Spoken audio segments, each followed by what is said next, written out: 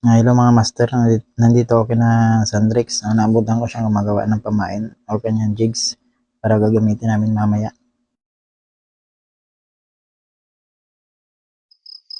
So paalis na po kami, medyo madilim pa po ang kalangitan. So good luck po sa amin.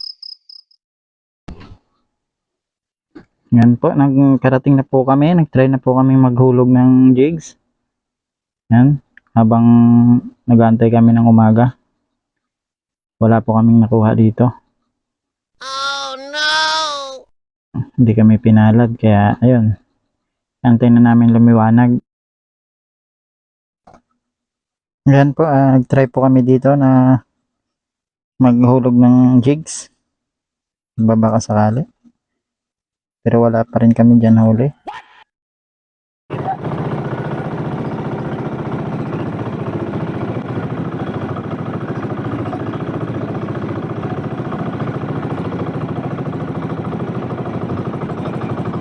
Umalis na lang kami doon sa pinagpustuhan namin. So may napansin kaming naghahabol ang mga dolphin sa banda namin.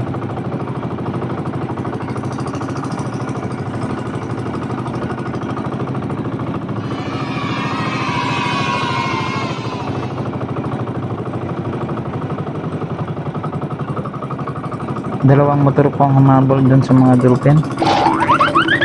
Baka sakaling makakuha kami. Sabi kasi nila pag may dolphin daw may sumasabay na bangkulisan. Baka doon makakuha kaming o makachamba kaming bangkulisan.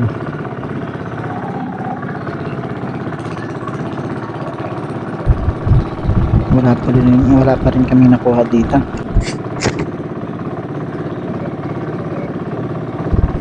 Dito nagpakita ulit sila.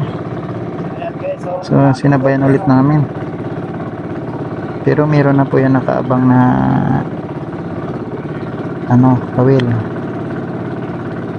Bali po bangkulisan lang po yung gusto naming mahuli dito. So pero wala pa rin po talaga kaming nakuha eh.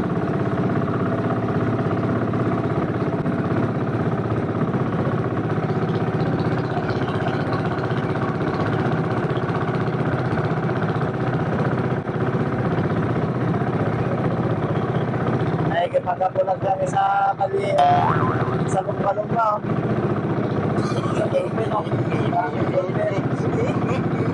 Hello.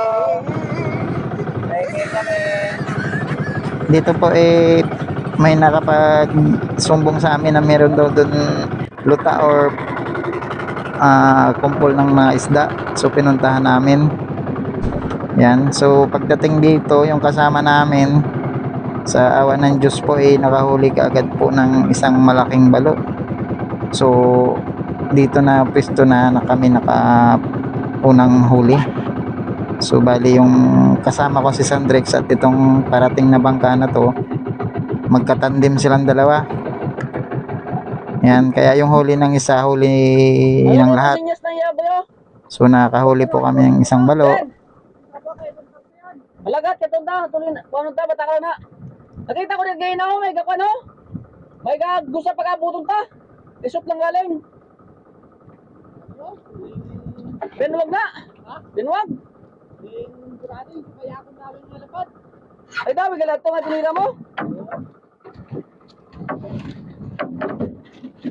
Si Kuya Iboy po ay may balitang dala. Meron din daw nagsabi sa kanya na dun sa kabila may isang puna or kumpol ng isda. So pupuntahan namin yun mamaya. Tiniyukag. Binangkausap mo ba? Bubuyo din na. Bubuyo daw. Ha? Dawi na yan? Dawi? Kadali ka. Hindi na. Yan sa guli. Timakan ko. Pag tumiyog kag sinambatan ko, akon. Ha? Ha? Pag sinam... Layo pa kami ng karahibo. Bago yung kalahin mo. Ito kasi may mga marunong sa loob kita mo. Yan, tundok piniti na.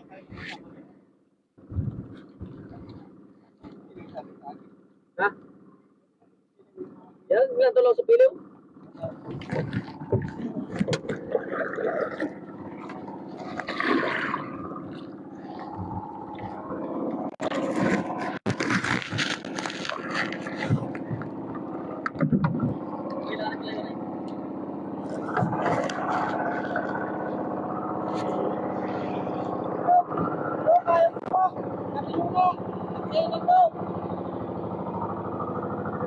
Tapos ang yaw.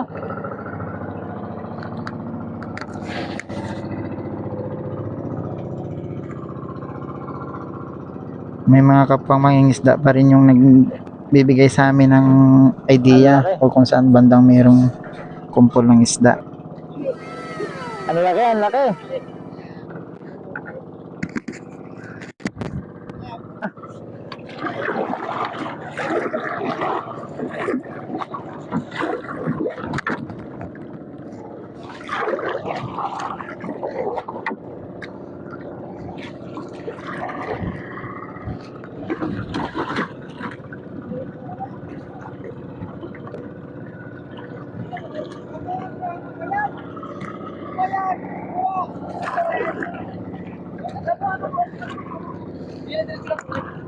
So pagkatapos namin kanina makuha yung bianwag, so dumiretso na kami doon sa lugar kung saan yun ang tinuro ng isang mangingisda kanina.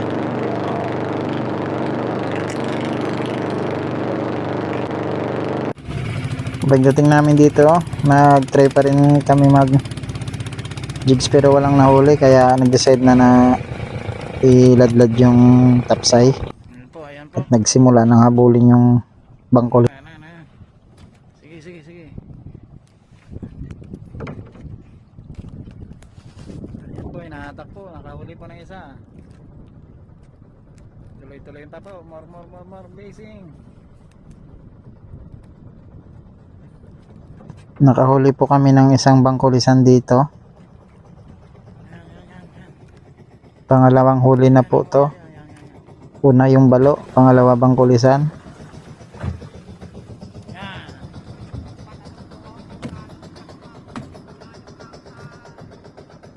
So dito po ay makakahuli ka naman kami isang bangkulisan. Ayan, padalawa na po yan.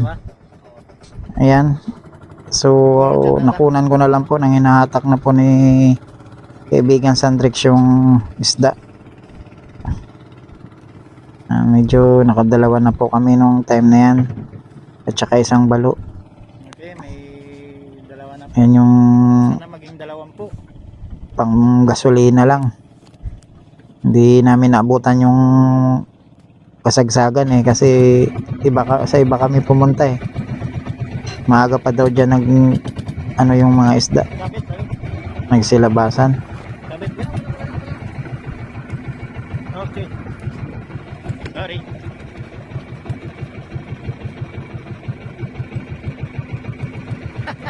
Yung lamay, nakakatuwa talaga yung lamay na yun. Birds on, okay? Loko talaga, ayaw talaga lumayan Parang gustong gusto niya yung ng tapsay So patuloy pa rin dito naghahanap ng puna ng isda. Yan. Ayan ang tagahila natin, yung gwapong kasama ko, si Mr. Sandrix. Yan. At yun naman si Pagkatapos Kuya Boy. naming makahuli ng dalawang bangkulisan, Hey, boy. so nagtry pa rin kami mag tapsay pero wala nang nahuli. So nagtiyaga pa rin kami. Tapos nang-decide na lang po kaming umuwi kasi medyo pagod na yung kasama namin at tanghali na nga rin po. So yun, pagkatapos yan umuwi na kami. So ito nga po, nagdaong na po kami, may 3 po kaming huli. Salamat po, hindi po kami na zero, may pambinta at pambili ulit ng diesel para bukas. So yan po yung huli namin, 2 bangkulisan at isang bianwag na bilog.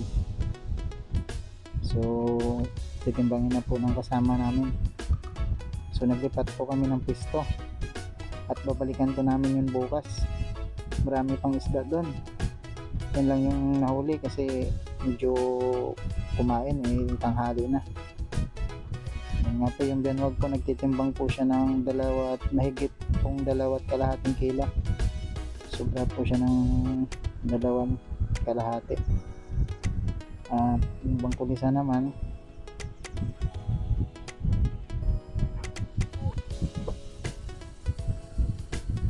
dalawang bangkulisa nagtitimbang naman ng 4 at kalahati. Sobra po ng 4 kalahating kilo. So nasa 7 kilo po yung huli.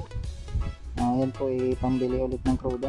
At salamat po at meron pong huli. Thank you po sa inyo. Bye.